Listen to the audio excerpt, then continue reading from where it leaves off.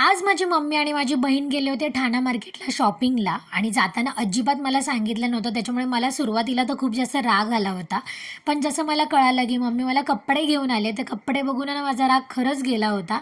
तर मम्मीने मला 3 टॉप आणले होते. एक छोटी कुर्ती आणि 2 शर्ट. पोपटी कलरची जी कुर्ती आहे ती मला आणि माझ्या बहिणीला सेम आणली होती आणि मला शर्ट आणले होते. तर हे चॉकलेटी कलरचं जे शर्ट आहे ना ते खूप छान वाटत होतं माझ्यावरती. तर मम्मी मला म्हटली की तू शर्ट घालून बघ, तुला छान वाटतील आणि खरंच छान वाटले सुद्धा. पण माझ्यापेक्षा ना माझ्या बहिणीने जास्त कपडे आणले होते आणि मला थोडे कमी आणले होते. पण मम्मीने एवढ्या प्रेमाने आणले तर मी म्हटलं चला एक एक एक एक घालून बघूया.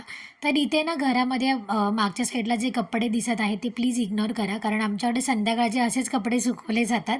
कारण आहे ना जे ओले राहतात ते असेच घरामध्ये टाकावे लागतात. तर हा माझ्या बहिणीचा टॉप आहे ना, हा मला खूप जास्त आवडला होता, पण ऑब्व्हियसली माझी साईज नव्हती ती. आणि ना हल्ली माझ्याकडे ड्रेसच नाही उरलेत, म्हणजे 2 ड्रेसच आहेत नेमके माझ्याकडे. त्याच्यामुळे आता ड्रेस घ्यायचे आहेत, थोड्याफार जीन्स घ्यायचे आहेत आणि अजून कपडे घ्यायचे आहेत.